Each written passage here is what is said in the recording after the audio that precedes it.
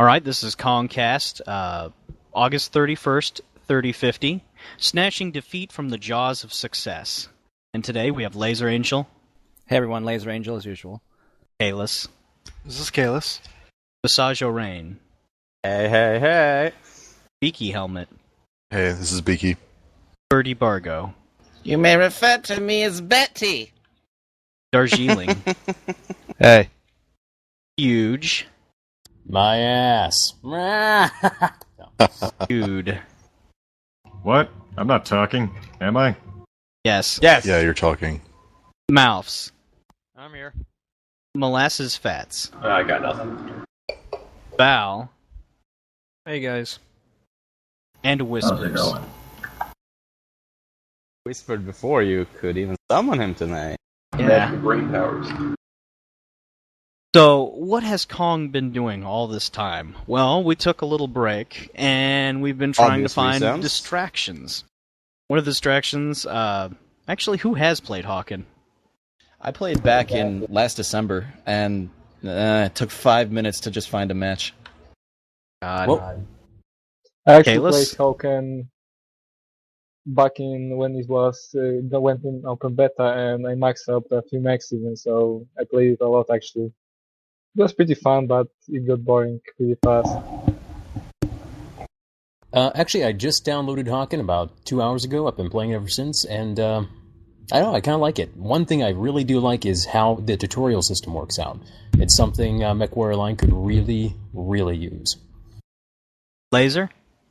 I downloaded it yesterday, and there's a tutorial level, and they kind of slot you in, sort of play as you want to play, and you start with Team Deathmatch. But I know they have music too, and I wish there was maybe some voice tracks for the tutorial segment. But in the next patch, which I've been told is their Jesus patch, and I've seen some videos of it on YouTube, they're going to add like VR training, a new map, and smoothing out some rough edges they have with the game. And I know how we jokingly call it a Jesus patch around here, but the VR training, virtual reality, come on.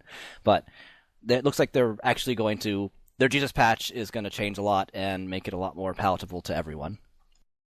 Vass?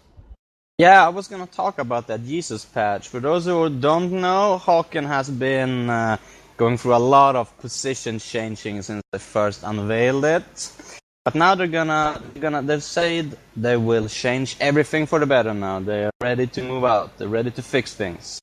They will literally be overhauling the whole game. Played it before and you didn't like it, probably give it a try now because it's an entirely new game once this patch hits. Oh, including offline bots and, like he said, VR training. It's kind of exciting, actually. So, some of us have reinstalled MechWarrior Living Legends. I know I have. And a few other people here. It's fun to play with Kong again. Mouths? It's still kind of a shit game, though. Yeah, it is. One of the interesting things about MechWarrior Living Legends that most people don't really agree with is that it's less of a MechWarrior game and more of a BattleTech game. There's powered armor, planes, tanks, and mechs. I personally prefer the powered armor because it's kind of a thing of mine to play infantry against stronger enemies. It's a challenge. Yeah, I think I kind of noticed that game. It's like, I don't like playing mech games because of the mech. I like playing mech games because I like blowing up robots. So yeah, Yes. I really like the power armor. Well, speaking of Living Legends, I was actually approached by one of the new community dudes for it to talk about it here. Ooh, You're talking about exciting. Project Phoenix Down? I don't know if I would call it that. It was just one of the other guys who's running shit over there. He wanted me to talk a little about it, so I will.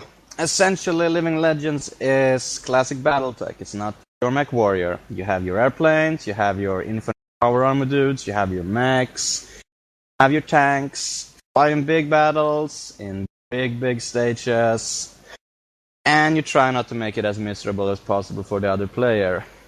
Sometimes, anyway. There are at least 4 active servers up now. They're privately owned. You don't need a CD key or anything. There's even a direct download package you can grab if you're interested.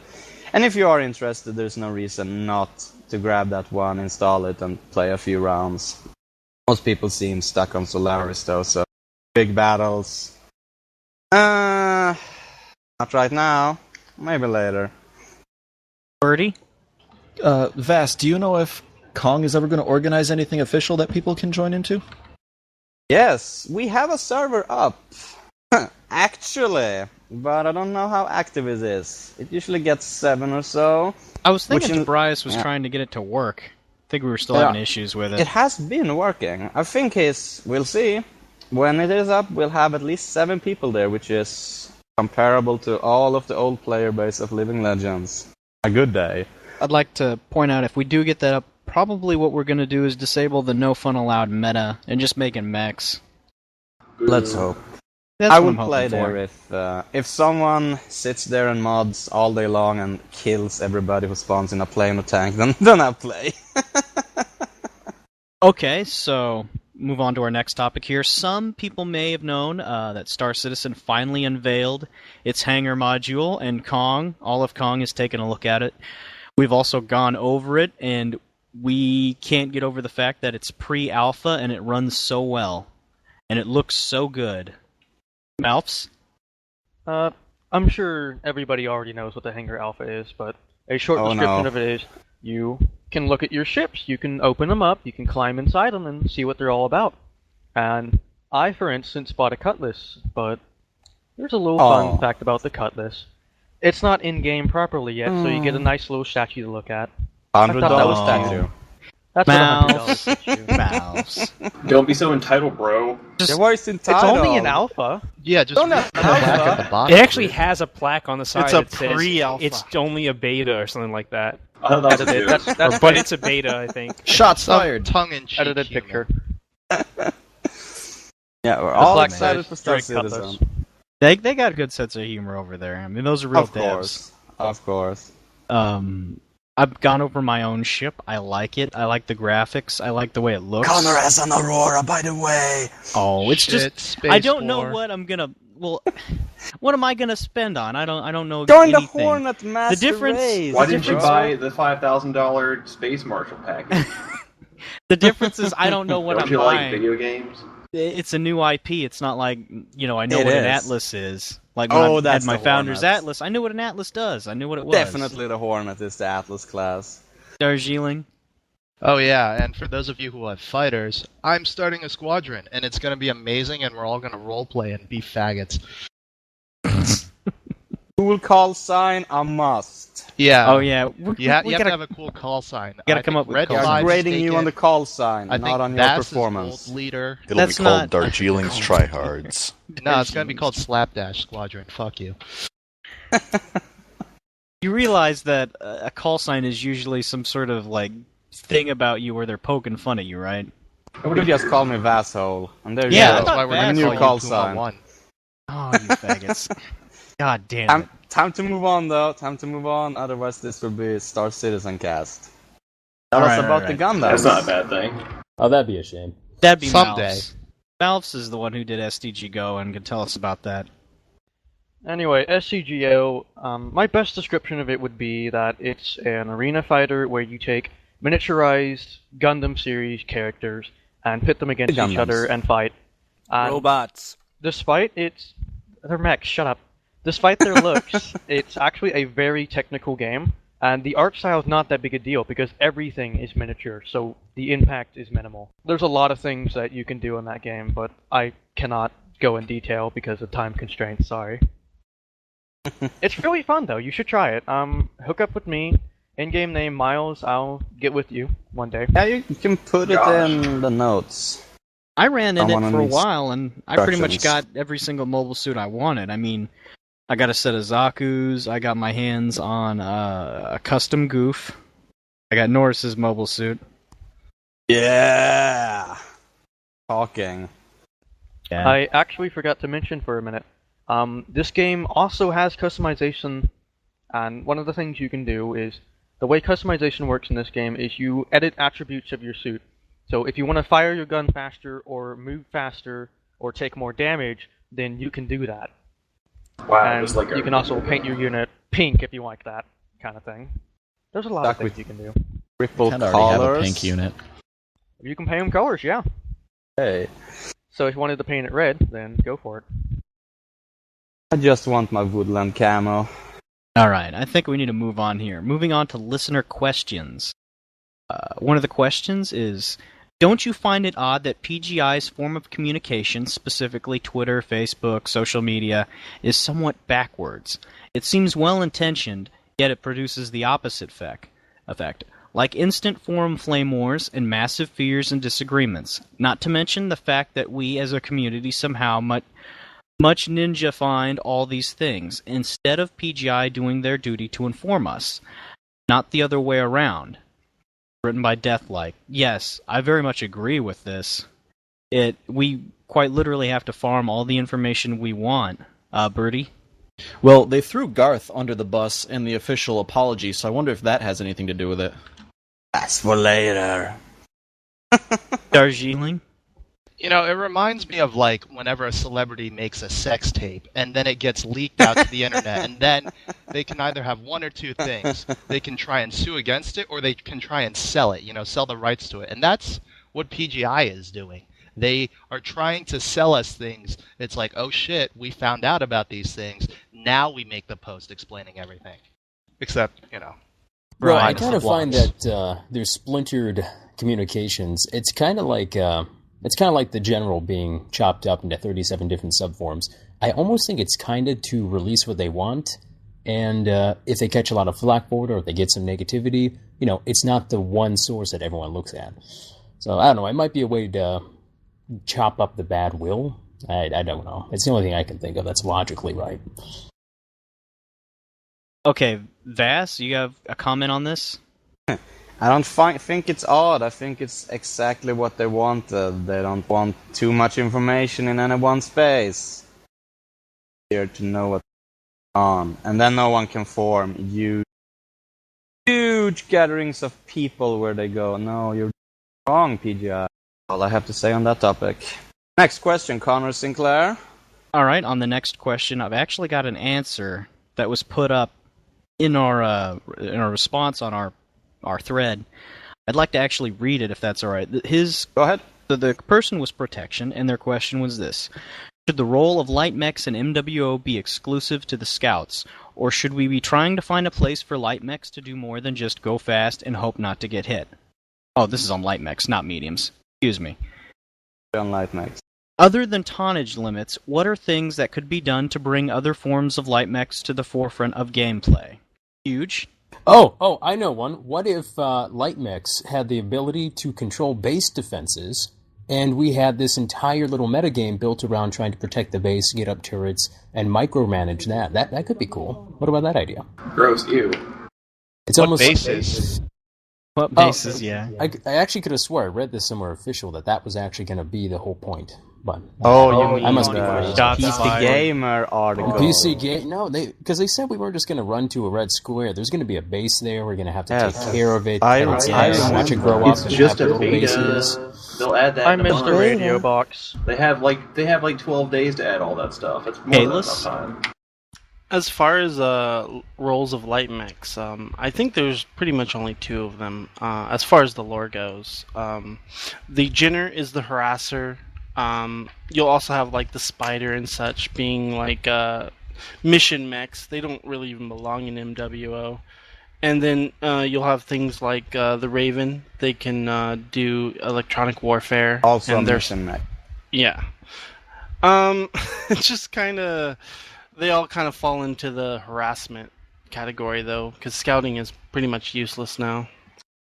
Well, like he said, there are mission mechs, and then there's the whole harasser striker thing. Sometimes you have mission mechs that are useful, like the Raven, and then you have everything else. Spider. So, because they shouldn't be in this game. Well, when it comes to light mechs, their primary job is to basically do this. Prevent a flank, as well as prevent harassers. But considering we have base cap, all it ends up turning into is this shiny button that light mechs want to hit. And then Not that to ruins the mention, match. defending with something that light, even rolling, doesn't really work so well. But yes. Well, the other Go thing on. light mechs were supposed to be good at is something that's also not in the game is tonnage limits or dropship mode, where we could have 2 light mechs or 1 medium mech or 3 light mechs or 1 assault mech. Then it becomes more viable to have numbers. But since we just have team deathmatch, there's just a lot of stuff missing that they're not going to probably add, which makes it just, Wait, we have team deathmatch? What? Team deathmatch featuring capture the mine. Yeah. By the way, we still don't have deathmatch. Okay, I did find the 55 post. It was just tonnage above the minimum. mediums. Alright, here it is. Yes. Lights are the opportunist attackers. They get full control over how and when they engage, as well as recon and support like spotting, UAV deployment, surveillance, electronic warfare. They carry an array of light or medium weapons, and if they ever carry a heavy, it is chassis specific, such as the Hollander and Urban Mech. Good luck of that without hardpoints. Right. Lights can make or break traps, support mech lines, No. LRM's effective direct fire range is limited, enemy footing, or their movements such as pincers. And that very much is true, but with that shiny button, that does not work. Yeah. Too bad. But yes, I think we all agree that there should be something for the lights to do. But, well, you have to ask PGI to fix that. Okay, so the August 20th patch, we got our third-person view. It was public and no more hardcore queue. I guess we're not getting one. Nope, that has been cut completely. Payless predicting the future. Huge. Well, Huge would like to say something about this latest patch. It's Go ahead, Huge. Well, thank you. I kind of feel like I got lied to. Now, call me crazy, but only because they said we would not have to do this, and then they're making us do this. But it just ruins the entire point of MechWarrior, or MechWarrior Online, because a lot of MechWarriors had third person. But you know what? People use that argument. That's why the other MechWarriors were so goddamn annoying to play online. High points damage alpha. We had jump jets, we had jump snipers, and we had third person to look around corners. We need to kill this if we want to salvage what made MechWarrior Online fun. Which was situational awareness. But my classic gameplay and my alpha gameplay and my pop-tarting and my third person looking around corners. Boo. You're being awful entitled. I know. You made some very good points. I know. I think we should kill all of that. I mean, Vasago Rain thinks we should kill all of that. Why have we not? This displeases Vasago Rain. Well, just one other thing is, I also want to say this because this also infuriates me. To anyone who says third person is balanced because you can see the little tiny fucking drone on the other guy is fucking retarded. Okay? You can see the drone, but you have no idea if it's an Atlas. It's exactly. It's like you see this could be a Jenner or this could be 5 Atlas about to rape me. You have no idea, but the other guy can see everything. You can't even shoot them down. Can't do shit. Mouse? My biggest problem with third person is just it encourages sitting at base or at the ridge and not moving forward, because you can see all the enemies over there and you're like, okay, well, they're over there, I guess I'll just sit behind this ridge and do nothing all game. Yay! Bass? Like Connor touched upon, there is no more hardcore queue. It's gone, it's dead, it's over. There will not be one. They're removing it next patch. It was Pello talk. It will just be gone. It's gone and it's dead. All of you who are still holding out for that shit, no, it's not. You get third person only with the 12 on 12 drops, as in 12 on 12 organized drops that the Russians do and that everybody else can't have enough players. But the normal drops will be first person and third person mixed. Enjoy. Not lied to. Position changed. Well, if you all recall, we have that poll that they off us at 12v12. Should it only be first person only? That was a distraction. That was a distraction. It was a contract that you need to read the fine print. I was actually surprised that they were quick enough to actually see it, where it said, "Do you want this in 12v12?" Basically meaning that would be the only way we'd ever get a hardcore mode, that they were throwing it out. I knew it when I read it. They might make it for premium only. Give them credit. Give them credit. Paid to have fun. Jesus Christ, how horrifying. Also, I wanted to point out we should put the picture in of the guys with the 3 monitor setups in third person because the situational awareness on that is pretty amazing. Yeah. All right, so moving on from that, we had some weapon changes. yeah. UAC-5s are insane now. I have a Victor where I've got 2 in the arm, and I just pointed around corners and unload on everybody. Yeah, Pay to Jam is back. Jack Attack. You want to talk about it? Or Vass? I got Vass. Okay. Go me first. Then Jack can talk. Well, this is essentially just a return to the old UAC jam rate back when we first got Garofract. And they hot fixed. It was too dangerous and deadly back then, so they hot fixed it. They hot fixed it and increased the jam. Now we're 15% jam with no hot fix in sight. I'm not gonna complain, but I'm not saying it's OP, but it is pretty OP. Go on, Jack. Yeah, I was just going to say, I'm not really going to complain about a brawling weapon being viable against snipers, but them and streaks being at 2.5 combined just means another build with a really low time to kill.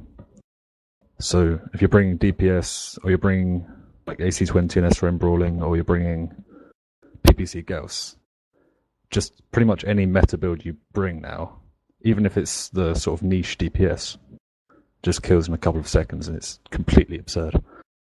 Kalis? Here at Kong, we did take out a group of street cats. I think you were with us, Yes. Connor. And Yes.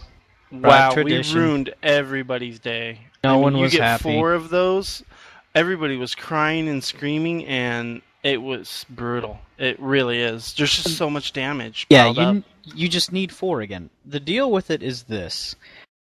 Since the damage is high enough, you can finally reach that pivotal point where you can drop them on the damage race. So it's quick enough that you're dropping a mech quickly. Even Assaults and heavies Yes. as well. Yes, even despite the missiles going into the void because they attack a limb that doesn't exist anymore. Even despite that, it does melt the bots quickly, and it is dangerous. God forbid you're lighter and medium. They were just melting under like 2 salvos. Well, if they It ever was implement awful. Streak 6, it's going to be terrible. Let me do that math. Let's see, we got Streak 6 at 2.5. It's like 4 of them are like 2 street cats, is what they are. Yes. We already know the math. So if you have 6, crazy. that's 3 street cats and 1 mech, if you could possibly fit it all in. That is a 90 damage alpha. Yes. And it's spread around, but you get 4 people firing them all, and it never rumor misses. has it that we are getting all the clan shits to go with the loyalty point grind on release. I don't know if I wonder those who's are... trying to predict that. Yeah. All right, so Our moving tiny on. birds whisper about house guns and mechs, but let's move on.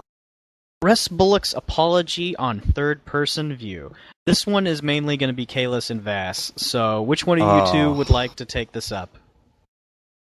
Well, I'm not going to read this whole thing, because Oh. one, it's just a wall of text. It is. It's drunk. No format No, and it's nothing. an emergency written. You could tell it was written fast. He didn't format it very well. I mean, this is panic right here. It screams panic. Panic and alcohol. Geshin called it out. My favorite word, crocodile tears. we could probably dissect this with 20 minutes, and there's so much in here, but I think Not the key needed. points about this are he's basically apologizing, but he's actually telling you you're going to have to suck it up and take whatever they give you. It's a backhanded apology at its best. Also apologizing that they were caught lying, but they're... I'm not gonna say anything against them about how they're doing this or doing that, but if they're gonna take this route, they need to realize the repercussions of their actions. They're gonna lose a lot of customers doing this, but I'm not gonna tell them they shouldn't do it because They don't have listen. it's their right Wasting to do what they time. want with their game. So if they want to kill their game, that's all on them. Valkyrie? I'm going to say one thing that really jumped out at me. I took one look at his apology and just kind of went too long, didn't read, it's full of bullshit anyway. But I saw one thing at the very end that really caught my eye, and it said something along the lines of that their these changes were designed for their target audience. And the target audience until now has always been the very hardcore, first-person only, people who played MechWarrior 4 and saw all the problems with it, and they never wanted to see that again. And that was what they sold the game as, and that was always the target audience. Now, suddenly, the target audience has changed. And they think you're misdirected, though. That's not this particular article. That's something else. Well, regardless, that's the ATD. Regardless, let me put it this way: Russ seems to think that he can change the target audience. I'm sorry if I'm off topic here. I just had to reboot my computer, so I missed a little bit. But Russ seems to think he can change the target audience, and that he'll make more money off of them than these classic, the classic BattleTech players that have already started. Release. But the problem with that thinking is that he doesn't seem to realize that we're still out there. And so all those people who might be interested in the new MechWarrior Online, quote unquote, they're going to be hearing from the people who were all burned by PGI initially, all the people who poured $5 million into this game. And you know what? That kind of PR, it doesn't go away. It's going to hurt you, and it's going to continue to hurt you until you make amends for it, and they will not make amends for it. So this, they'll be dead what will then. kill this game is not going to be the fact that it changed audiences. It's the fact that they let that fire continue to burn and just hoped it wouldn't catch up to them, and it will. Okay, huge. Well, that's I just wanted to sum up the entire thing. Someone actually said it in the thread, and it was pretty much the most concise. Yeah, that's actually what they said. We're sorry we did not tell you. We were lying to you earlier. That's pretty much what it boils down to. Yeah. Which is unfortunate. But also, Valk made some really good points there. They think they can do this and get more people. This is kind of like Dead Space 3. They have their horde fans from 1 and 2, and they're like, well, I want to expand it. I want to get more money. I want to get more audience. So let's make it like Call of Duty or whatever. We'll add these things that add people. But it kills the original fans of it. And unfortunately, every single thing that has been done and said since now has proven to them that they can do whatever the hell they want, and Golds will support them. We will stick by the game, and we will continue to give them money. So why wouldn't they? Why would you not? If you know you can keep the original and get more, why not fuck us?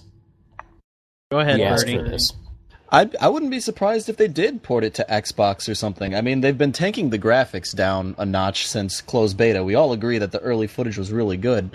And look at something like Diablo 3. I mean, you can only have groups of 4 people in Diablo. You can have groups of 4 people in MechWarrior, so... That would be very sad, but I don't know if they're up to the task. In order to put it on a console, you have to do a lot of spit shine. I'm talking a lot. And yes, as Spud says, it costs a ton of money. There's a lot of exchange of money and quality assurance when it comes to consoles.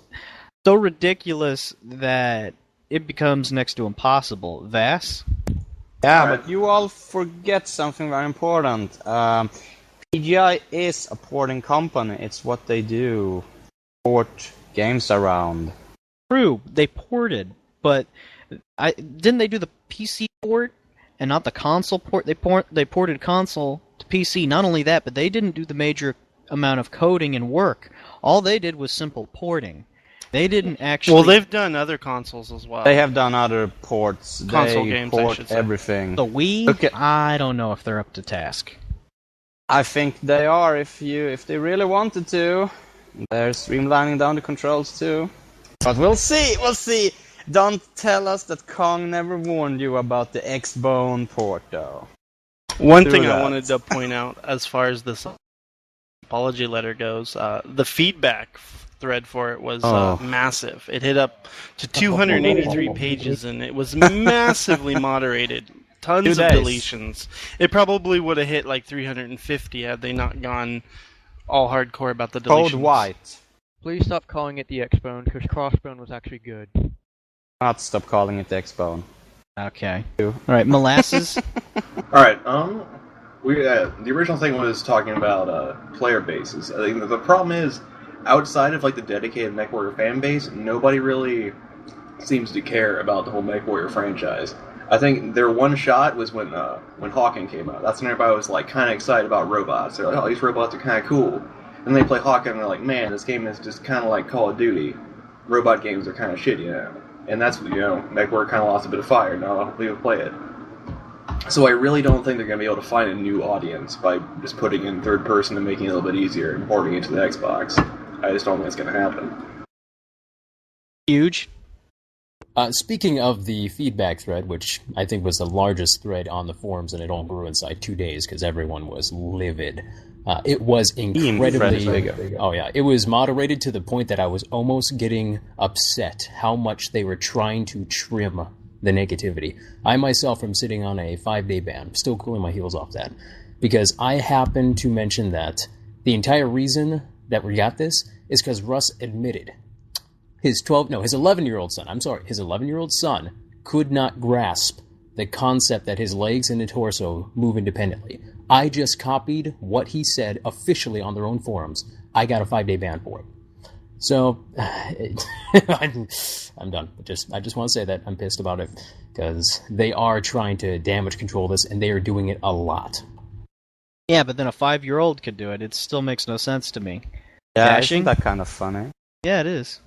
Go on, Dashing. Man, I have no idea what they're doing on those forums, because I don't know, just all these people getting all these bans, post deleted, everything. I mean, every time I post, I usually get 3 or 4 likes on about an average post for me.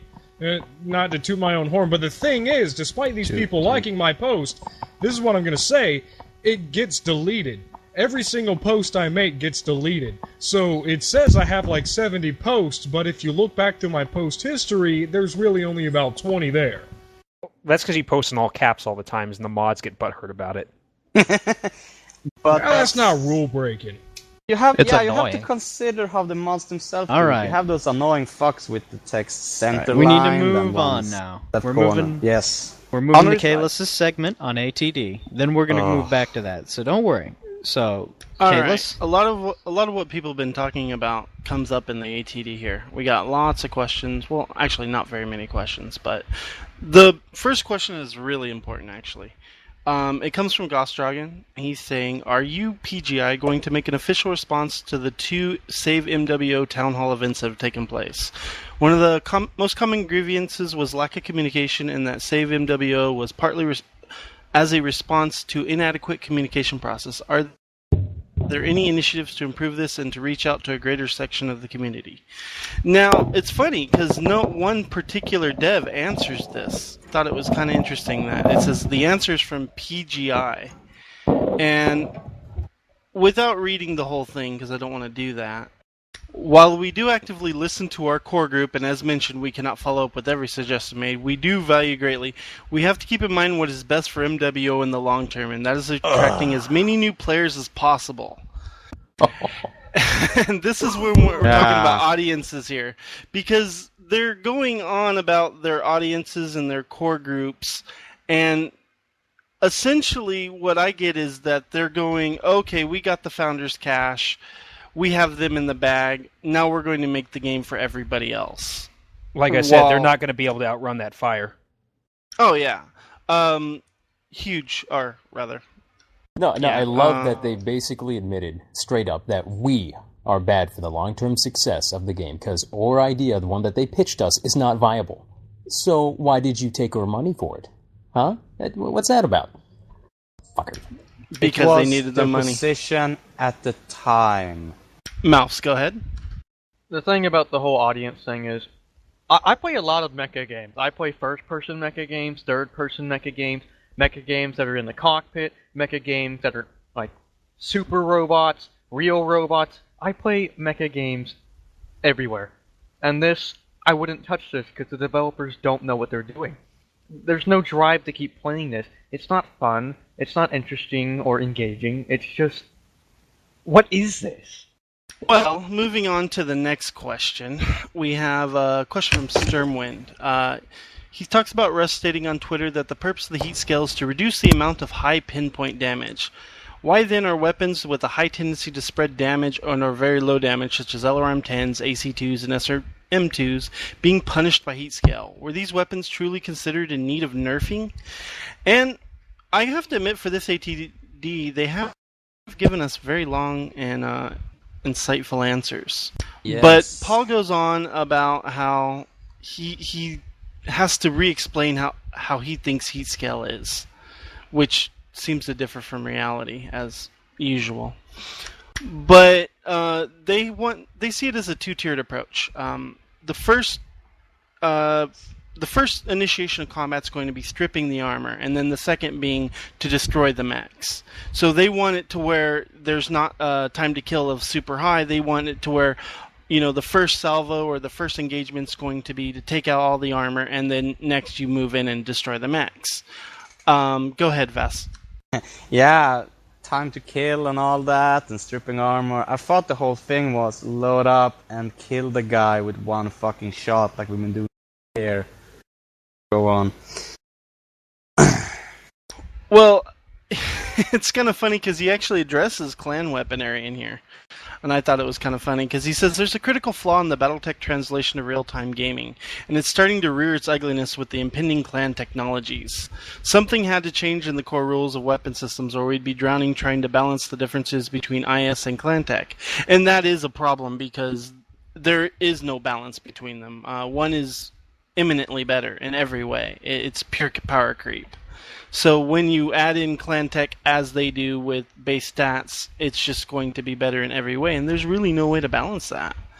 And I have a really strong feeling that they're going to do mix tech, whereas they should. Inner Sphere mechs can use clan tech. Otherwise, all the old mechs are used. Yeah, it makes them useless, because who's going to take an Inner Sphere mech when you could take something like a Timberwolf D with 4 Streak SRM6s and 2 ER PPCs? Precisely. Going at 86 PH in a heavy. I mean, that's just... It wrecks everything. Clans are not OP, guys, remember? Mixed tech is what all the old MechWarrior games didn't they? The problem with that, though, is that a lot of the older games that had mixed tech, there was no reason not to use clan weapons. Not to mention they were balanced by cost, availability, and other things that we don't have to deal with. So far, the heat scale is addressing what we wanted, but there may be a few tweaks to the numbers themselves. But overall, it's performing very well. The multiplier applied to LRM10, AC2, and SRM2 are set to 1.0 can still be adjusted to be lower. It's a slight increase that we're looking for, and a reduction will likely happen. So he doesn't really explain anything with that question other than to say clan stuff is hard to balance. But we already knew that from day one. Yeah. So, moving on to the next question. It comes from The Magician. In one of your very first dev blogs, you discussed the concept of role warfare and how it would be important to combat. However, since then, the idea of pilot skill tree has been discarded, and the current modules are rather general purpose, useful to almost every role. What is your current vision for the evolution of role warfare, and what gameplay systems will encourage specialization? That's a really good question, actually. During the Avatar talk. Paul answers, more role-specific modules and skills are coming. Our first pass is to look at the scout role, since this is the least rewarded in terms of boost or bonuses. We will be adding to these as they become ready, and we'll continue adding as much as we can throughout the lifespan of the game. Gonna be a short lifespan there, Paul, but hey... Next question is from WM0, and he's talking about ATD number 42, and the implementation of player-run lobbies was only necessary for competitive players and that server usage had to be restricted. However, a lobby system would enable more than just competitive play. It would also reap the benefits of enabling groups to help train members new to the game, provide controlled environments for people making fan videos, and facilitate community events such as MWO Arena, an homage to Solaris. Would PGI be willing to reconsider their stance that lobbies will only come after early stage CW, implying stages 2 and 3, scheduled for 6 to 9 months from now, if there is a demonstrable desire from the player base to have it before then? Nope. The answer is, unsurprisingly, from Paul again. To get where we want to be for launch and also prepping for CW, the lobby has to be scheduled further into post-launch to accommodate the screens and interface requirements, as well as the time needed for back-end matchmaking and database support. This is not something we can easily bump up the queue and still have other components for the community is starving for. Why, Paul? This is a problem. As far as I'm concerned, the lack of lobbies is probably going to be the worst thing that this game is lacking.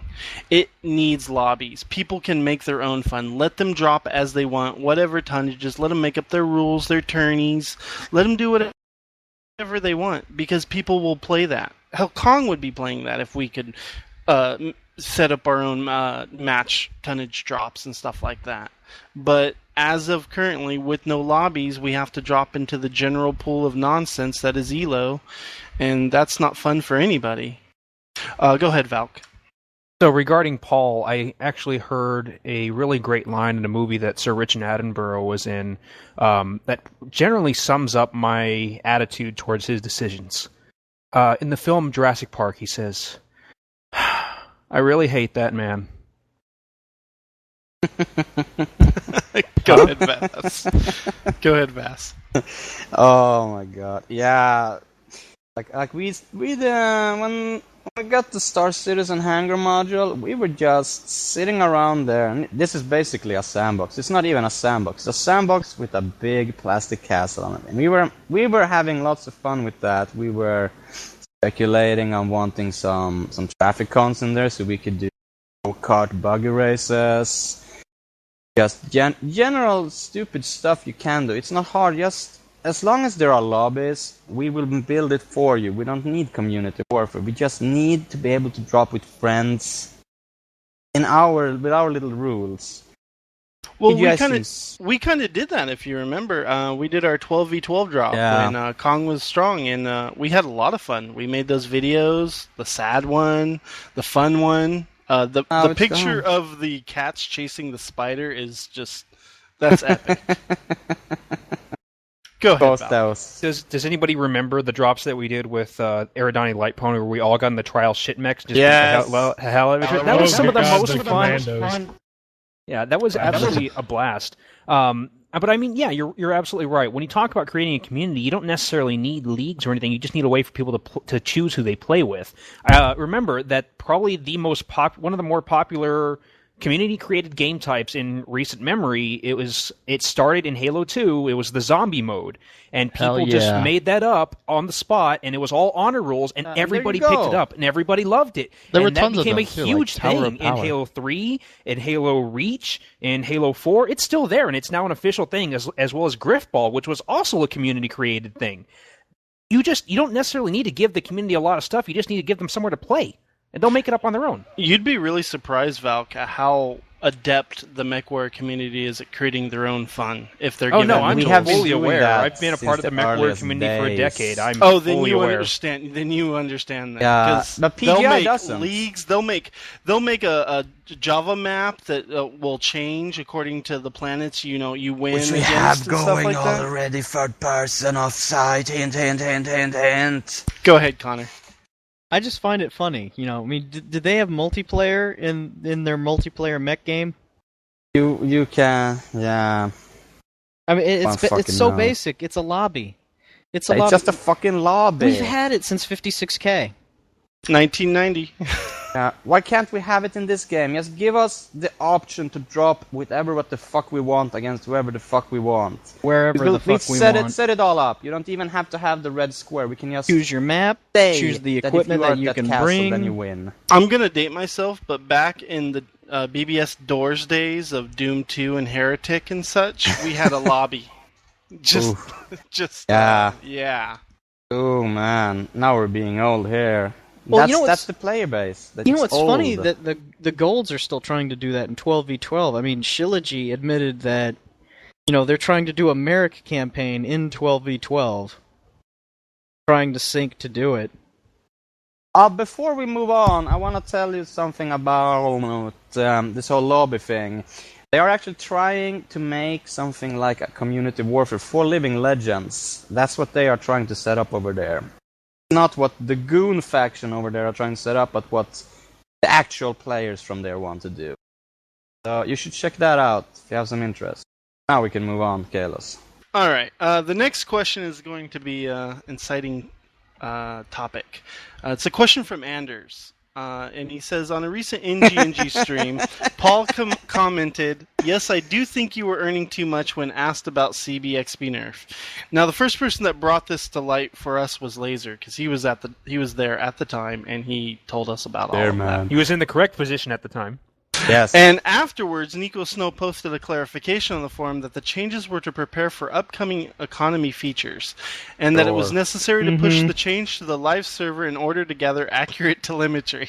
Oh yeah, What's that word again? Wouldn't it be a good idea to implement this when the new rewards come out, so you're not hurting everyone? There's more to the question. Because we're earning too much, it is safe to assume that the new rewards would bring us up to pre-latest nerf levels of economy. It is also safe to assume that you've given thought to the negative effects on gameplay and player enjoyment factors into making this difficult decision. The question that I have is that if we were earning too much, and that the design criteria for determining that. And guess who answers? It is Paul. Alright. Brian and Russ have been monitoring the C-bill gains throughout thousands of matches and thousands of players per day. The average C-bill gain was quite high, and it increased with more salvage on the battlefield with the event of 12v12. There was a need to bring down the average to get the C-bill earning per hour to a level that makes sense in terms of the amount of time to acquire the higher-end assault mechs. This is very important right here. This has been tuned approximately to 19 to 20 hours of gameplay to purchase an Atlas. This amount of time is very similar to other free-to-play titles, which require a lot of time invested to reach top-tier avatars. With all that said, there are still more reward avenues available, and we will be watching the economic progress of the C-bill earnings. Now, this answer says way more than you can imagine, because it tells you that the second to last pillar of gameplay has been removed, and that being of role warfare. They have decided that Atlases are the top tier gameplay. We are in a tiered system, a la World of Tanks or a lot of other free-to-play games. So, just so we're keeping score, Information Warfare pillar was destroyed because they decided they didn't want to implement the modules necessary for it. Never got that one. Community Warfare pillar was never built. Role Warfare is now destroyed, and all that's left is a very small, narrow pillar of Mech Warfare. That is where we are at right now. Yes. And, Molasses, you had something to say? Yeah, I was just going to say that, he does pretty much say that the Atlas is the end game and better than, the cheaper mechs. Which is counter to everything they said when they began. And yes, I know they changed their position, but this was a big one. They said you can take whatever role you want. You can be an assault, you can be a light, you can be a medium and be in a heavy, and you could be effective. But now it's nothing. Yeah, so that's how many hours it takes to get one Atlas. But keep in mind, kids, you never just want to buy one, because you need to get your friggin' efficiencies. So you're going to have to buy 2 more besides that. Not to mention dubs. And the expensive guns. Dubs, gotta spec it all out. And couple 350s. In a different article, they do go into money and such, and we'll go over that too, and how long everything takes. But does anybody have anything else to say about the removal of role warfare? Because it is kind of a big deal. It is one of the 4 pillars that is supposed to hold up this pyramid that PGI is building. Somehow, this it pyramid doesn't of feel lies. like pillars being destroyed is a big deal anymore. The Atlas has kind of been in game for a while, to be honest. Vasaga? Yeah, top tier avatars, you say. How many mastered Atlases do I have with all the trimmings? About 6 now. Does this mean I've beaten the grind and the game? And I'm prepared for the end game? You can start having fun now, Vass. No, you know what I'm doing? I'm not playing because I have all my top tier shit ground out, according to them.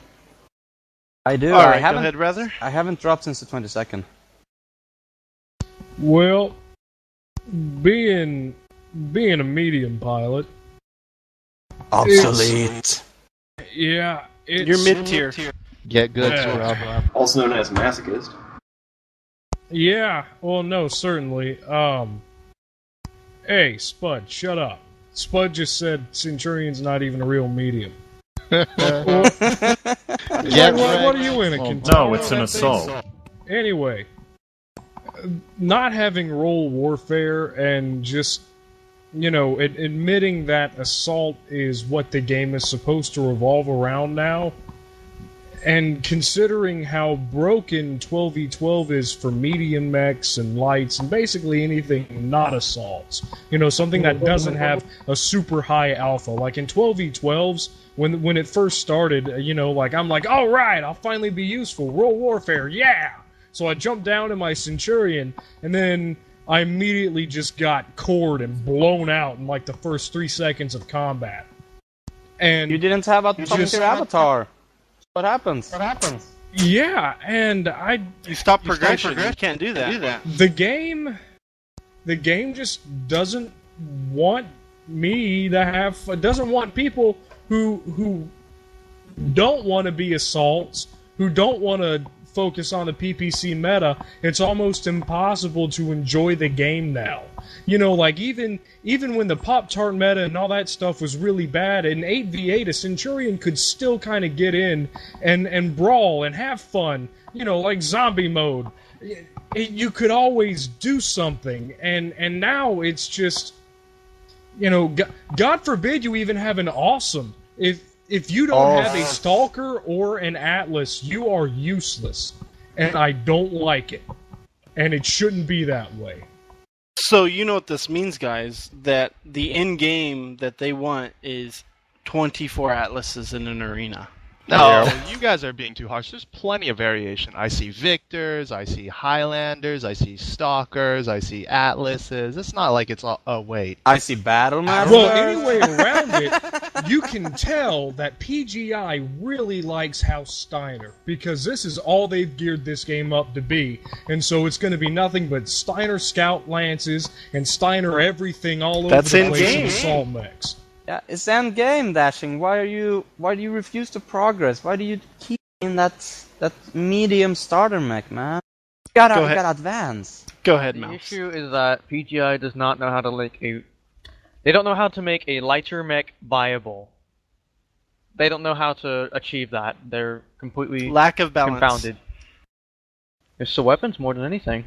It's funny because It's other factors, too. Scale has nothing to do with it. Darcy had scale viable doesn't light matter. mechs. Scale has something to do with it. When a quick When draw decides to 80% have a fucking Atlas and has 80% less of the mechs armor. are the same height. There's something You can wrong be with a scale. hunchback, which is properly scaled, and still die like a bitch to an It's assault. slow. Yeah, it's slow. All right, let's move on. Move on. Next question is from Eagle Fury. What is PGI's official stance towards community-run events such as RHOD, LMS, MWO Arena, and Merrick Civil War? Can we expect PGI to ever sanction and promote these events that showcase the game and to support the creation of events through in-game design choices? Now, see, this is exactly what I said. The MechWarrior community will make their own fun. And Paul's answer is incredibly insulting. It's very impressive that you can pull these events off with the options you have available to you. Asshole. As we move further into community warfare and the ability to bring you lobbies, it's a magical ability.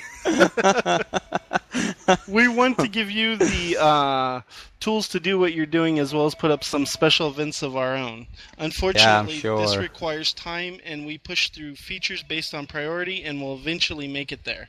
We just ask that you bear with us on that track to get what you need. Helping you is very low priority.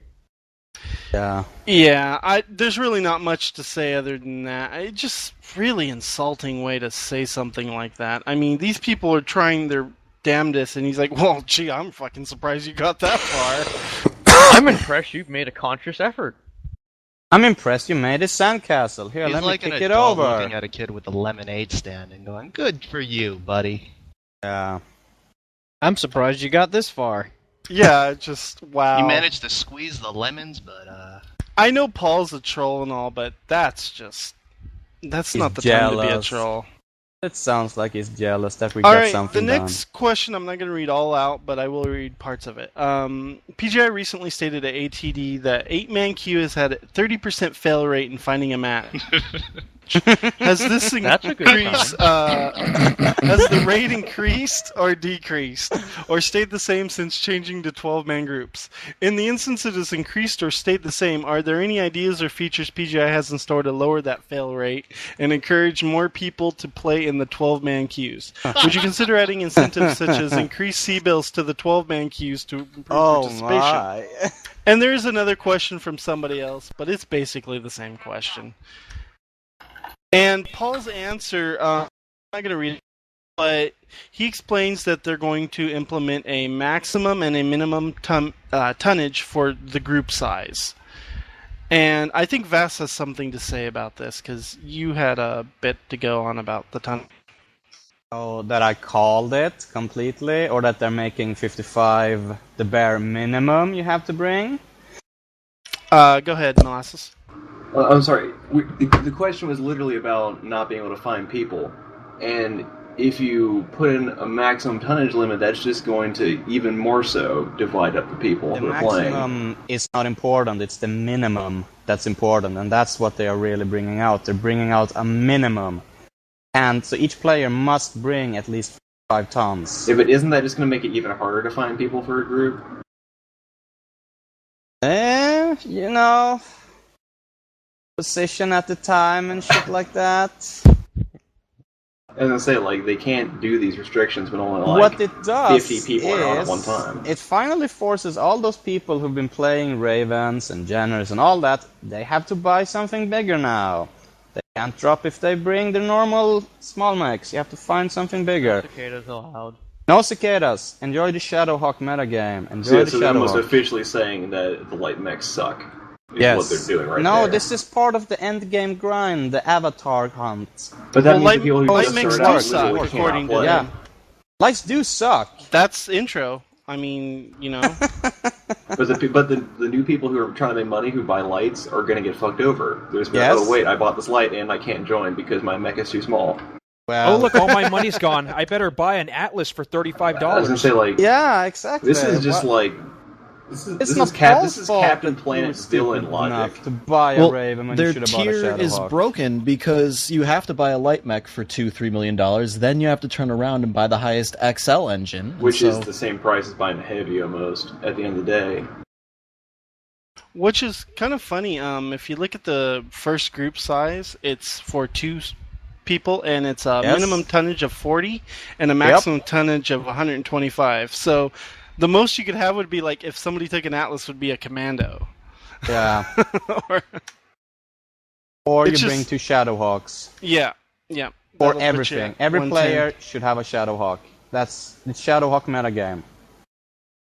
5 tons to go One home. thing he does go in, though, that they want to bring in the being able to queue with anything different than 4 or 12, which we would really like.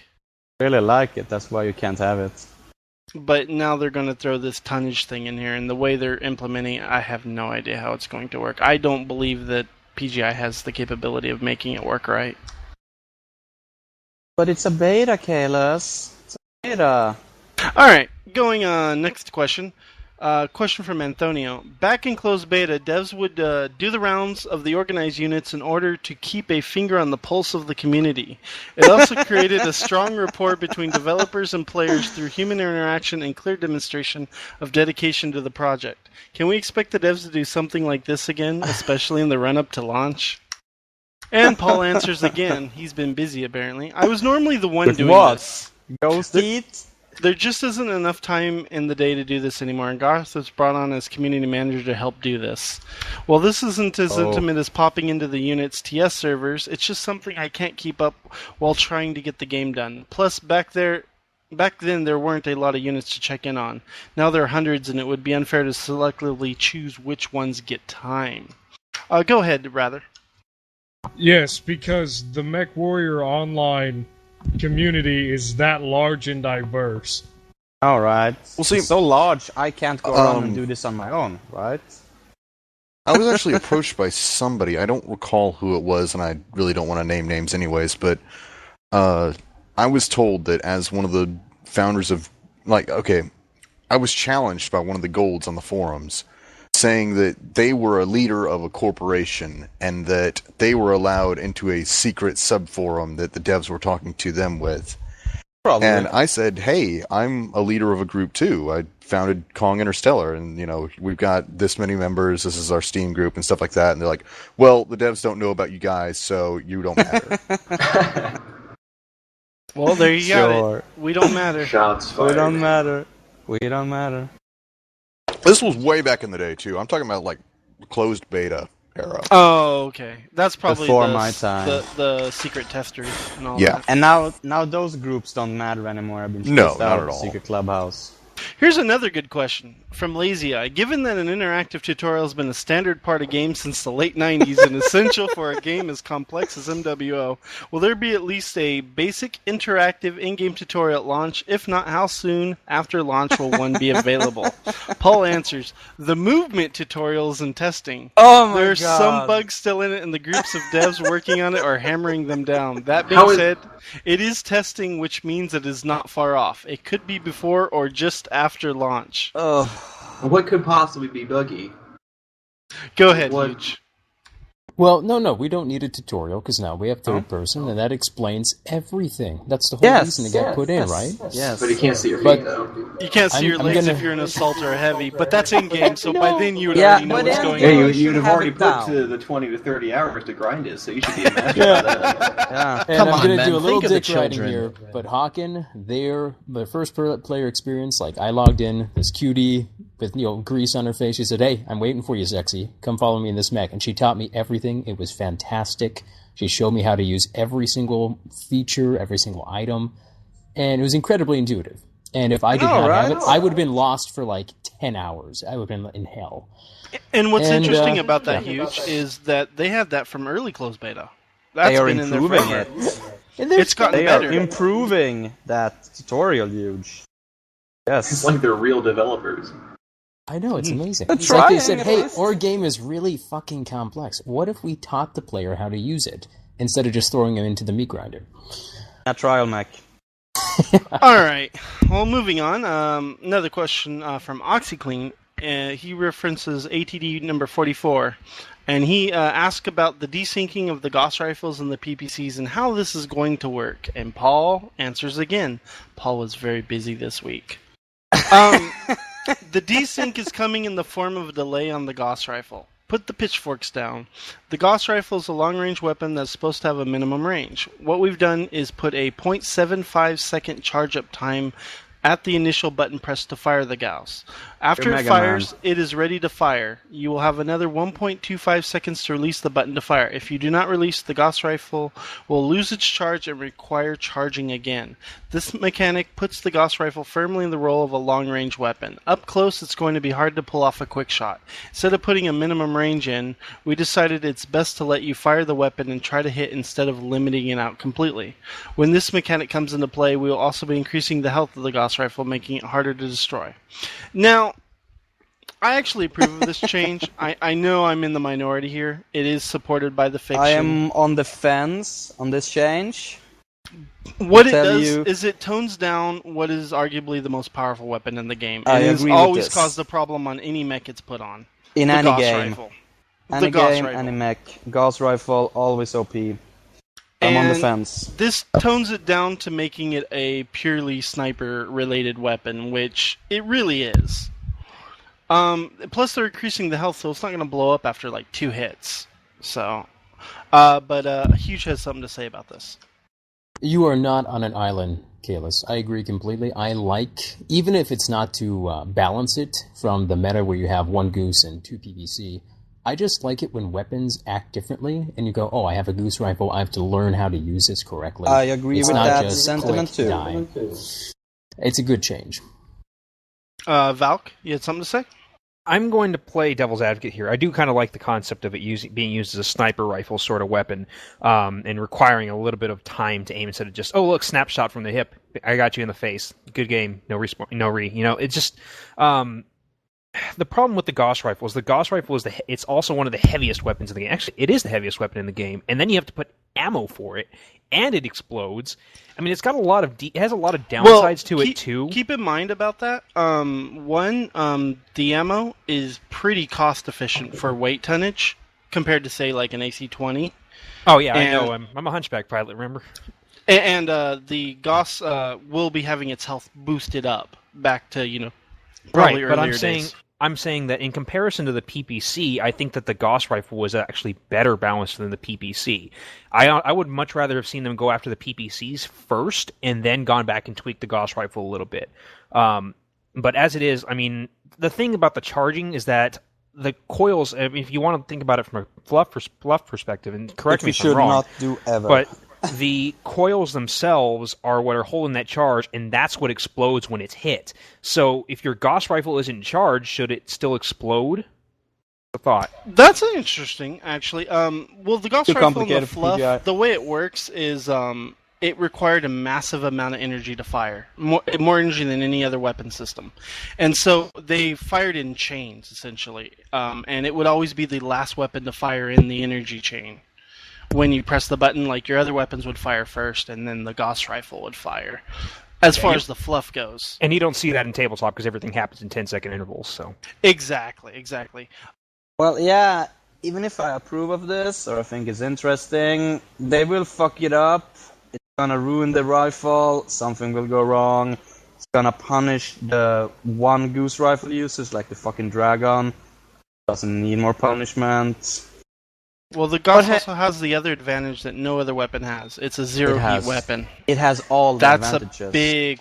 That's the massive It is, advantage. I agree with that. It's the most OP weapon in the game, but some mechs are so bad that they might need that as a crutch. Balance the crappy mechs. We'll see what happens. We'll see what happens. I am not holding my breath. I think this is gonna backfire and they're gonna fuck everything up. We'll see. Rather dashing? Well, going back to the charge mechanic, they could just do something similar to like a mech bay door. And when you have your Gauss rifle charged, there won't be the delay, but if it gets hit, there's the chance of it blowing up. And, otherwise you'll have to, like, charge the round for a few seconds or whatever before it fires. Mech assault PPCs! Well, I mean, not necessarily like that, but, just, use the exact same mechanic as they have with the mech bay door. And, you just press that button, and so it'll keep it charged in your mech. But that's where it'll run the risk of exploding.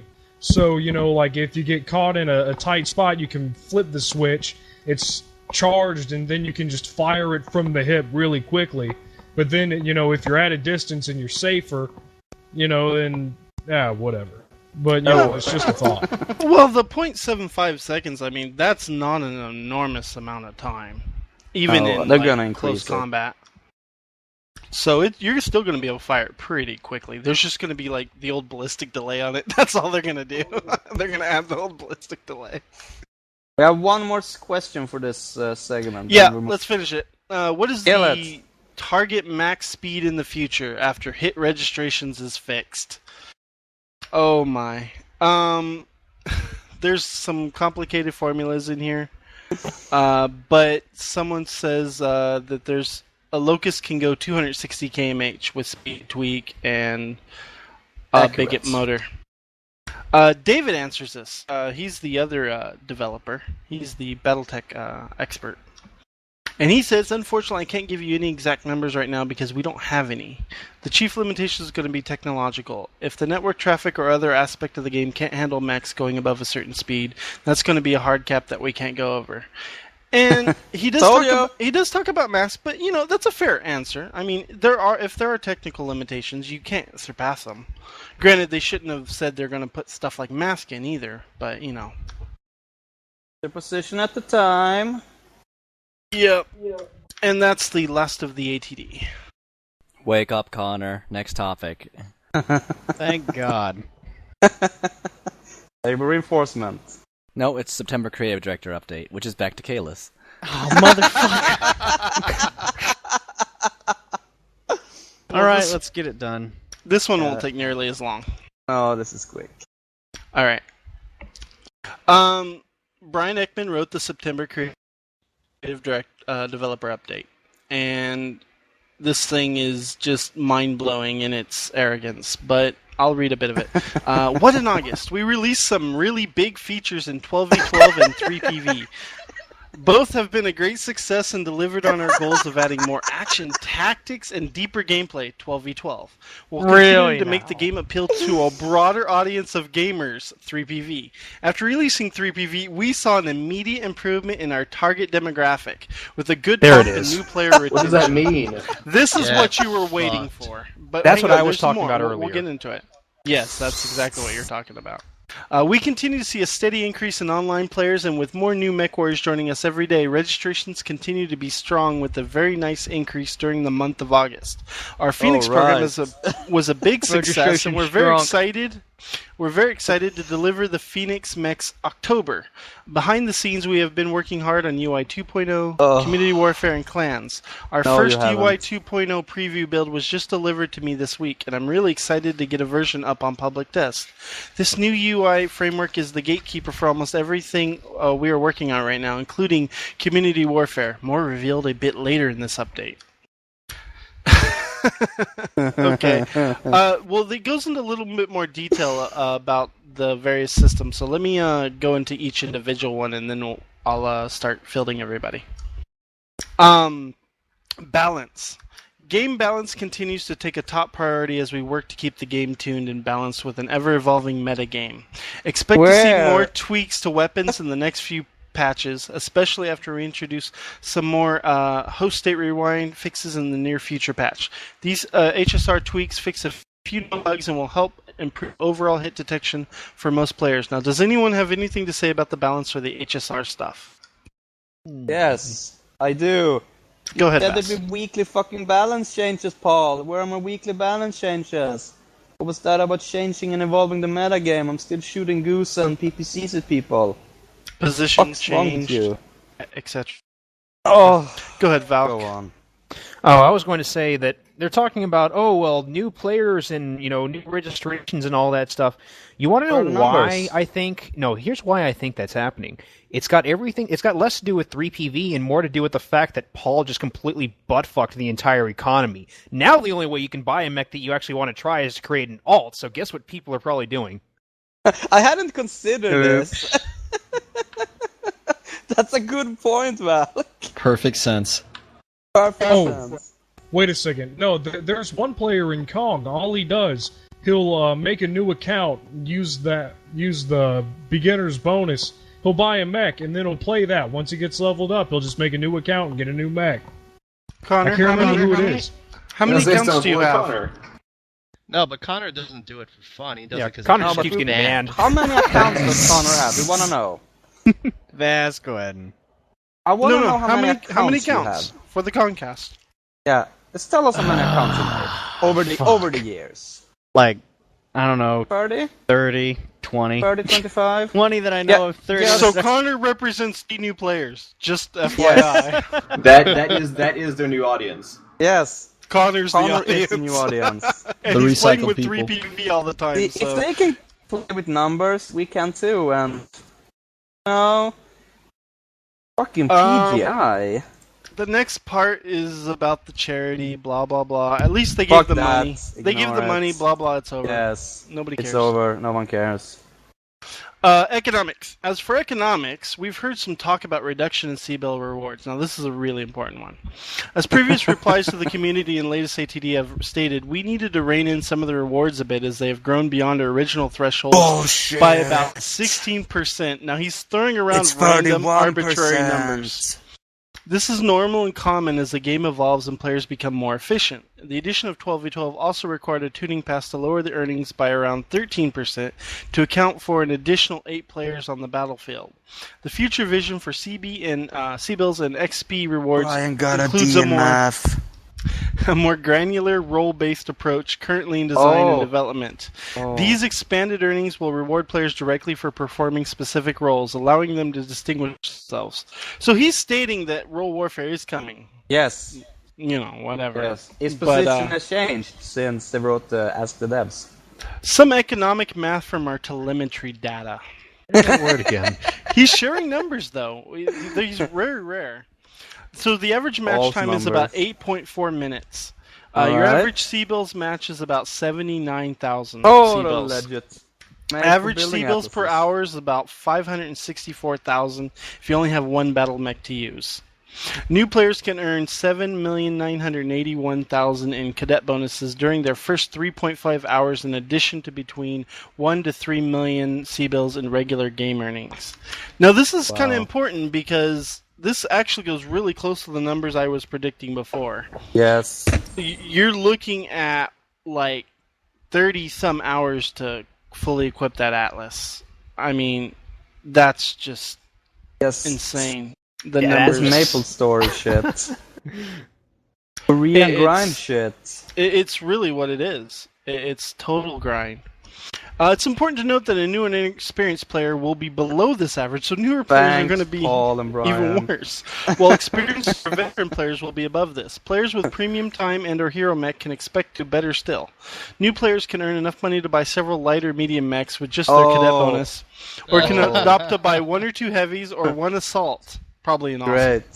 Remember that these are the same people who still insist that the trial mechs are viable, and that's probably why they think this is okay. They're not taking into consideration the cost of buying. They're not taking into consideration the price of double heat sinks, endosteel, weapons that don't suck, things like that. Why would you want to buy and customize your own mech, though? I mean, jeez. Yeah, just use the What do you guys think this is? Armored Core? You fucking entitled. Just use what's there. Oh wait, no, it's not Armored Core. Armored Core comes out in about 2 or 3 weeks, and I'm going to be playing that. In like MechWarrior Online.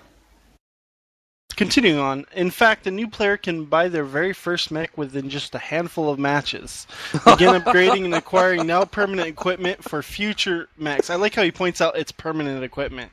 Yeah. But I guess you could buy a Babby, a Commando. Yeah, you can buy a Babby. Can't buy I'm not double sure heat what sinks, the other but cheap mechs are, but the Babbies, I think, is one of the cheapest. You can buy a Raven. Maybe a Spider. Here's a really telling statement. If players so wish, they can even increase C-bill earnings substantially by exiting matches if they're destroyed early and jumping into a new one. No. It's sanctioned. It's allowed. It's okay. It's allowed. Officially, suicide grinding officially sanctioned by PGI. We roll your tanks now. We'll make use of this.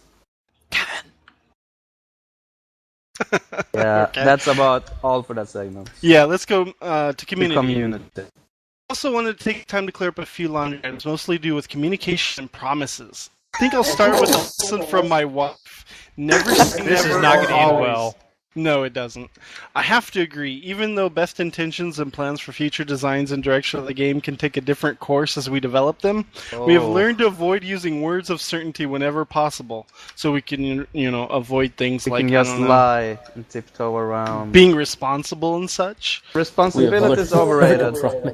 Gentlemen, this is why you don't get married. Just saying. Just throwing it out there. We've seen these types of words frame our messaging in a way that some community members either see this as a promise or a guarantee. Imagine that. Oh, man. How wrong of us to assume that when they say something, we should trust them. Also, we should is anyone else always getting lie. the odd feeling that he's using his family to balance this game? We have his kid on third person. We have his wife on promises. This is Brian. Fuck! This is the first time he's mentioned his family. It doesn't make it better. It's MechWarrior. It's family balance. MechWarrior Online, mom and Game pop for shop. all ages. Okay. This is like asking your mom how to balance the game. Well, I want to always I think remind it's too our mean. community. Why is everyone so violent? Oh, that poor man. I want to always remind our community that we do our best to describe both our vision and our roadmap. No, you don't. And that sometimes we're going to make decisions that you may not agree with. All MechWarrior the Online is time. constantly evolving and changing. No, it much isn't. like their opinion and position.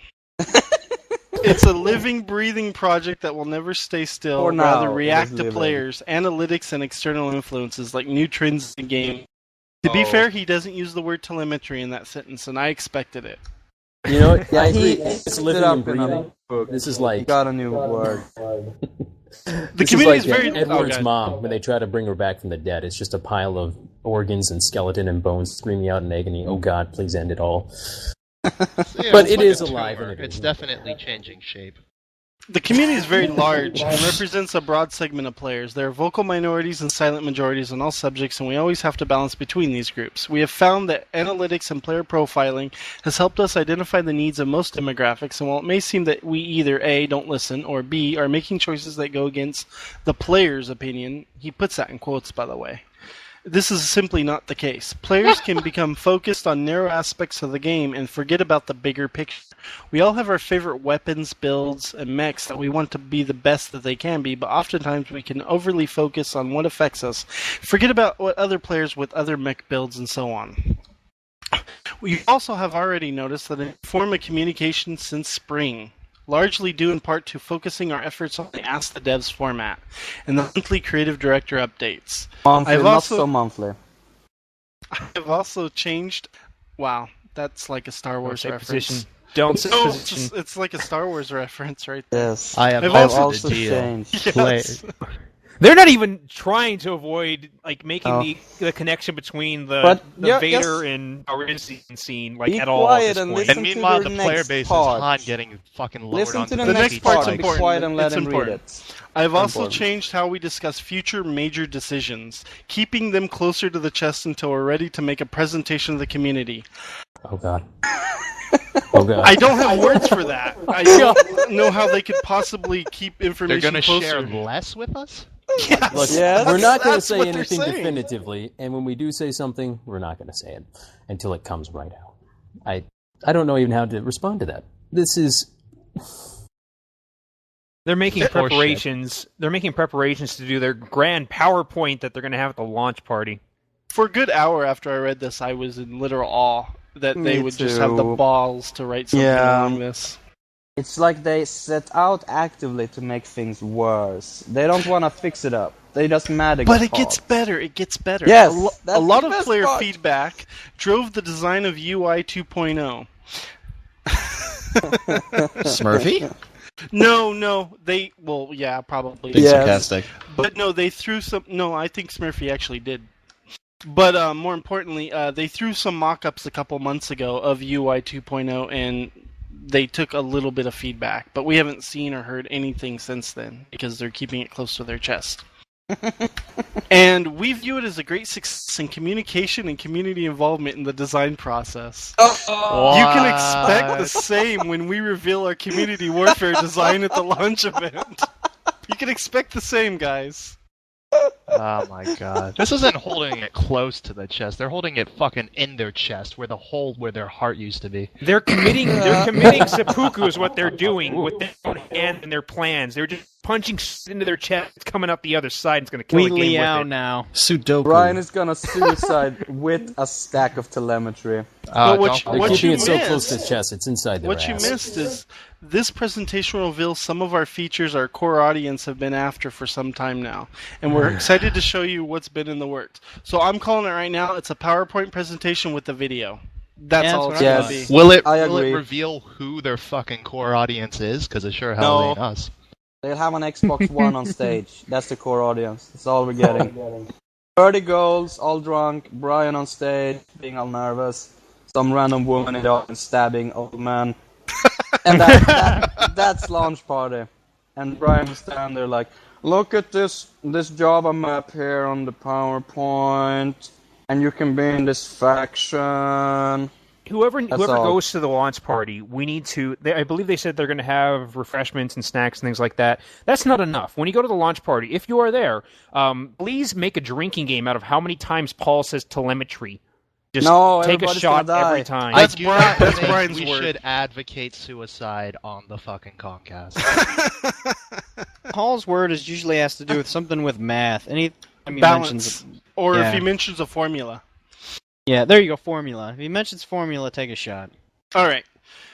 Here's another part. I also see a lot of IGP versus PGI, or IGP's to blame. This is unfair and simply not true. We are Oh partners. boy, here it comes. And we work very closely to decide the direction of the game. Ultimately, PGI has to prove everything as the license holder.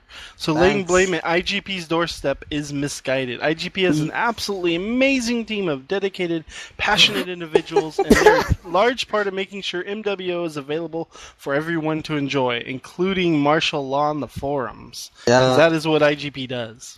I guess we can thank him for telling us who's responsible for what. So now when we criticize Brian, we know we are actually criticizing Brian and his decisions. EA Games Thank is trying to convince you that they're not killing Westwood. This gets worse. Yes. Now he talks about policy. That last piece of housekeeping is less enjoyable to discuss, but I feel the need to remind all our members to respect both your fellow players and the staff at IGP and PGI. We have seen an alarming number of verbal and written threats directed at staff. These threats, whether idle or simple jokes, will be treated as real, with local authorities being attacked, so kindly remind you to think twice about posting anything that might be viewed in this light. Behind each of the names you see on the forums or Facebook or Twitter are real people. Please keep in mind, we do. Holy shit. This is full on BioWare. Jesus. Full on So, BioWare. heard it here, Full guys. on If you BioWare. want PGI to take notice of you, you should insult them, because that's the only thing they're going to listen to. Vass, if you Right make before a they death remove threat, it. they're going to call the Swedish police on you. Oh my god! Should I call no! the fudge judge, an honorary Judge Lawlington? Well, wanna know. because they're calling the police on Vass, he will be taken to a house where he will be forced to check his privilege. Yes, they will check my privileges and let me out. But I have a question here.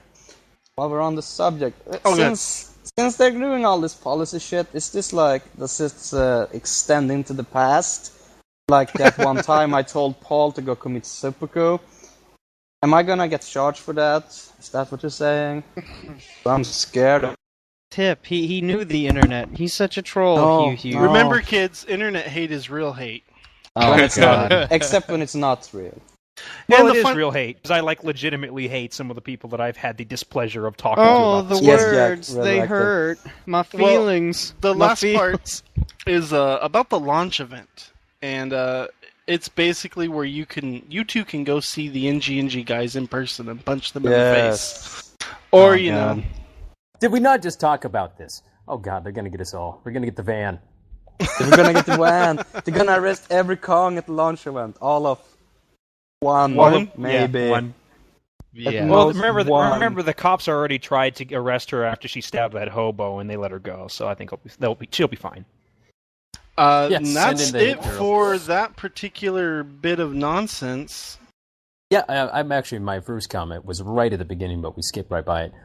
They are lying. They are so full of bullshit, it's coming out of their ears. They tell us within 1 week that their numbers have jumped with their core audience, but it takes 3 weeks for them to look at LRMs and say, well, it's killing mechs in 2 salvos, but we need to get more telemetry. No, that is such bullshit. And then they go on to say, the community has taken great acceptance of third person. We're very, very happy with it. They're very 5 mature. days No, we're not. We're after burning down the implementation. forums. Everything is crumbling. And they just keep on saying it. Like, if they lie hard enough, we won't realize that we are not. God. Oh, you know, when BioWare wants to do something, BioWare's gonna fucking do it, and it doesn't matter what you say. They will push out Sonic the Hedgehog Dark Brotherhood Chronicles, and you can't stop it. Cannot yes, stop it. Laser does have a point. This is Iraqi information minister levels of propaganda. Yes. I've been saying that for almost a year now. It's Baghdad, Baghdad Bob, Bob. every time Me they too. pop in the goddamn forums. But Baghdad now it's Brian. even worse. Now he's like, calm down, everything's okay, guys. Really, it's all good. There are. The worst part is if we don't keep on talking about it, they'll get away with it because Yes. they trim every single negative post and thread. So if you go back and look, it'll look like, oh no, there was a small little It's too late, disturbance. though. Every website is, reporting on this. They're not it's- lying, That is for though. next segment. Brian's There's very no clever. information Let me left. read this statement, because this is probably the most important statement here. After releasing 3PV, we saw an immediate improvement in our target demographic, i.e. not you. Yeah. Yeah, what if their target demographic is just like Paul, and he looked at it and he gave It's it a a thumbs clever up, so spin. then they're not lying. 30 counts.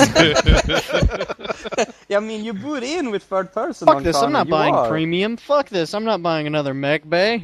No, but What am you're- I made you're out of there. MC? Your Fuck this. content. Your content is an FTP game. Content. All Alright, the faggots who Connor, are in you're there to are blame content. for all our troubles. I This was is long all enough. your yes. fault. Go ahead, Connor. It's all Okay. yours. Oh, really? Did you have to get rid of all that? I wanted to read it. I know you're Too trying bad. to... Okay.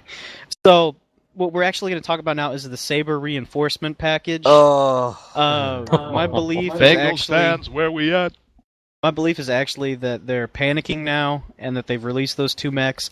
What I frickin' think, or believe, or surmise, is that originally they were going to release each one of those mechs once they reached those new goals. Like when they hit Phase 2 completion, they would have released one of them. When they hit Phase 3, they would have released the next. But instead, they're like, oh, fuck, open the floodgates, we gotta save this ship we're listing.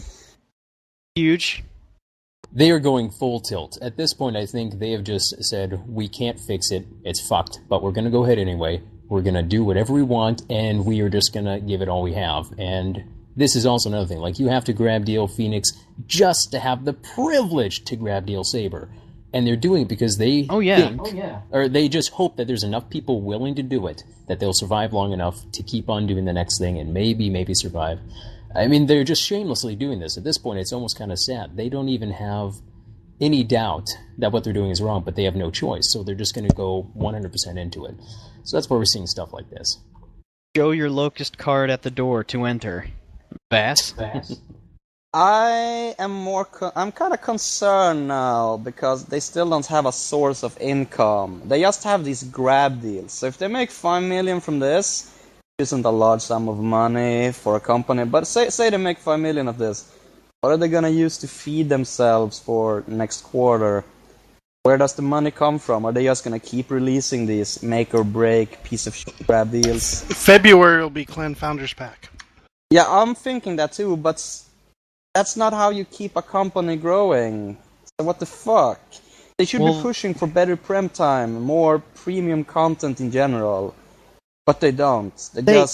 I don't even think they have been growing. I haven't heard anything about new interns or anything. They have laid off people according to their numbers, if those are to be believed. But hey, numbers and PGI. Laser. Just so you know, anything specifically, any money that they're making on the Phoenix is directly going to PGI, so there isn't going to be some sort of bizarro cut or split that goes back to IGP or their investors, or to pay the license to whatever cut Microsoft gets. It's all going directly to PGI, and Russ has his license trump card, which is why he isn't getting axed like the MechWarrior Tactics guys. And this is their Hail Mary. This is it. Yeah. This is their Final Fantasy 1 moment. This is where they try to save their game and the company. Save MWO. Yes. This is the real save MWO. We'll save it by destroying everything.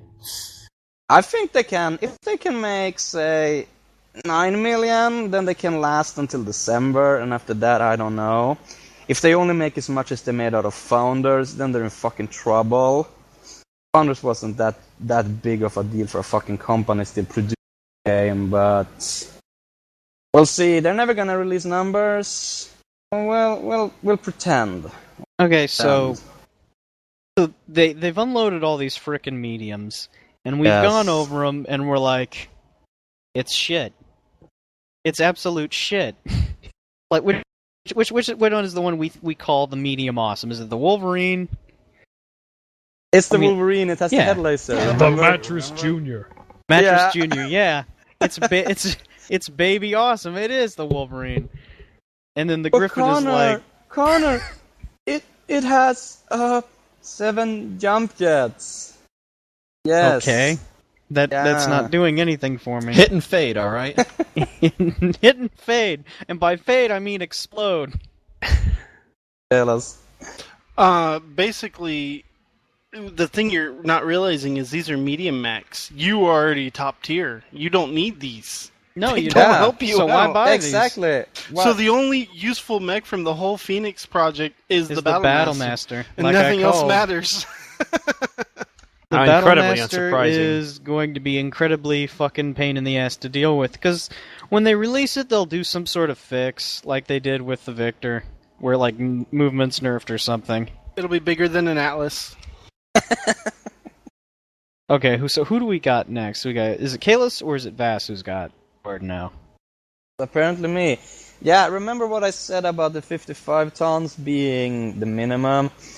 Yep. The Griffin is stuck with every single gun on the right, so not gonna be viable. Gonna be a piece of total shit, no matter what they do. And the Wolverine has that forever head laser. The king of the 55-ton class, is the Shadowhawk. That's the only thing that matters. That's what you're gonna see. That and the Battlemaster. That's the only worthwhile mechs we're getting out of the Founders. I'm sorry, I mean the Phoenix. Ah, but you notice that we still don't have a Bushwhacker, and we still don't have a Mauler. Kalis. Well, Vass, you can't completely discount the other mechs. You don't know how they're going to gimp them. Yeah. This is true. I have to take that into consideration. Maybe they make the Wolverine Super. Who knows? Who knows, right? It'll turn ultra fast. Yeah, Why is ultra every fast. mech we get humanoid? Where's the fucking Bushwhacker? Yeah, where are the Zoids at? Crisis Asset Skeletons. This. Yeah, Where's Maliger Zero? Never gonna have it. You're never gonna have it. Never gonna have anything. It's gonna be an incredible improvement if there was Zoids in it. I'm just saying. So, we as Kong here are actually reporting from the last dropship with Vass. Yes. Organizing the Exodus. Not pretty. But basically, I can't find many life signs in the community. It used to be you could just go on to the Comstar TeamSpeak, or even NGNG's TeamSpeak. You'd find 50, 100, 200, 300 guys just fucking around. Now, you can't even find a single 4-man. Find some scabby guys. Inji even reduced last time when they had their cast. It reduced This in is players. true. They went from like 130, and Laser was telling me, "Oh, it'll go up at to 180." I'm like, so even then, some of these guys are AFK. Sure enough, the cast comes on and it's like 129. Laser. Just so you know, I think I was talking to someone else about this, and they mentioned to me that on NGNG, it was the podcast sort of exists in this weird time void where the count will actually go down, even though there are more people coming onto the server. And then, like after 8 p.m., once the podcast is over, it perks up because people are coming back from work. And I'm not sure if this is accurate or not, but their time zone appears to be more of a Western one, while Kong is usually more of an Eastern, and we have a few, and then we have international as well. Huge. Well, from what I'm seeing and people that I'm talking to, the general kind of feel is that the game is legitimately not fun to play anymore. Between the third person, their response to it, just how they're kind of telling us they don't care, we're doing it anyway, you do not matter. Yeah. Then the economy changes. Like, a lot of people just... we've had a lot of it's happening before, like, oh my god, the game is dying, or this weapon's OP, the game is dying, I'm not going to play anymore. But this one is actually kind of happening. It's gotten so bad that the goon's Save MWO has now turned into Sue MWO. Laser, you have a comment? I didn't actually attend because I fucking hate Mumble. However, I watched the stream of it. They went through the usual introductions, Units. and they actually, God. they actually made an introduction link this time, discussed thank what sort of God. avenues they had to talk with PGI, and they discussed blackouts or sit-ins in the game, or just all these really strange suggestions. And then at the end, after it was all over, then they started discussing what legal avenues they had, even though the entire event was over, and they kept streaming it, so it was somewhat amusing. And then you had Anders chime in. It was funny because you had Anders chime in at the end there, saying this whole all this legal conversation isn't part of actual our Save on Do. This is post, so always stick around for the post recording discussion. Yeah, that seems to be the thing now. The after parties, not the presentation or the main event, because no one goes there and nothing's said there. Same with That's sure as NGNG. fuck how it is at Kong. Well, it's not we like have we can do content anything right now. Yeah, sure, we have content, but we're so beyond it. Huge. Well, one thing, I don't really know the legalities of it all, but I kind of think we might have some type of grounds for it, or maybe nothing concrete, but something that would work in our favor because of how often they are giving us these refunds. Because a lot of people are asking for the refunds back, and they're getting them without too much guff. And just with the way they've been handling everything else, it seems kind of odd that they are so nice about giving back the money, but they're still so offensive in every other way. They don't care what we think they are, but they care if we can't get our money back. So they might just be trying to avoid legal hassle that they know that they can't win. I'm not an expert, but I think that's what's going on. On the matters of Legal stuff. Yes, you can totally bring them to court over this when it releases, I bet, because then this will be a bait and fucking switch. They have gone so far that they have removed all mentions of first person and in cockpit and simulation and all that good shit from their webpage. You look under the game, for instance, it doesn't say first person mech action game, it just says mech action game. This is gonna bite them somehow, yes. Valkyrie? Something I'd like to remind people is I remember I first mentioned this like as soon as a third person got in. I was like, this is it. Someone's going to sue the hell out of them. I said, people were saying, oh, well, I can't get my refund on my founders. I'd like to tell them, don't worry, don't consider it lost money. Just consider it your payment to get in on the ticket for the class action lawsuit that's bound to happen now. And honestly, people have been telling me, oh, well, that'll never happen. I mean, it's just PGI. I don't think anybody's going to be able to sue them. They won't have a case. And I said, no, remember this. Of all the, people say, oh, this is a stupid thing. And I understand there's a little bit more legal precedent here with the case that I'm about to discuss. But remember that back in, I think it was the early 2000s, late 90s, something like that, that Roy Calbeck guy with his furry, self-insert, crappy, unicorn, anthropomorphic piece of shit character managed to sue the Cops Corporation and argue that he had rights to the BattleTech franchise. He got a day in court. Granted, he had a little bit more legal reason to do so because he had actually been contracted to write some of the Eridani Light Horse background. But if he got in there for something that stupid, I guarantee you that with all the crap that PGI has thrown at us, something's bound to stick, and we will get our day in court over this if somebody pushes hard enough, and somebody will. Yeah, all it takes is an Uber Gold with a lot of time on his hands, and a lot of money he hasn't spent yet. I don't think we'll have any trouble finding one. If there's one thing the Gold's have, it's time and money. Court doesn't work like TV, but someone who spent $1,000 on this is definitely going to ask a judge, and someone will have to pay legal fees. Well, there was the Canadian Competition Bureau. We looked at that, and I know that's what the Goons are looking at too. And there's actually, I know that some of the Goons, that might have been Anders, said that he spoke with a lawyer and referred them to the Canadian Competition Bureau's writings and the way they talk about how anything a company puts on their website can be construed as an ad, a promise like the ones PGI made counts, and that they may very well have a case. So keep your eyes on that, because that's actually something that, as silly as it might sound, might happen. That is beyond our scope even, but something might happen, and there is no position changing that can that from. Dude. So I tune back in and everyone's talking about lawsuits, and my only question is, can I make money off this somehow so I can buy Star Citizen? You could probably get your money back if it's successcul. As close as it gets. It might take a while. Lawsuits. I gave PGI $6, damn it. Alright, Connor, lead us on to martial law online. So we're now down to martial law online, and this I know quite a bit about. I browse other avenues. I just try to get a consensus of where everyone is and what's going on at all times. So we've got people in Reddit and everywhere, and lately we are getting so much flack.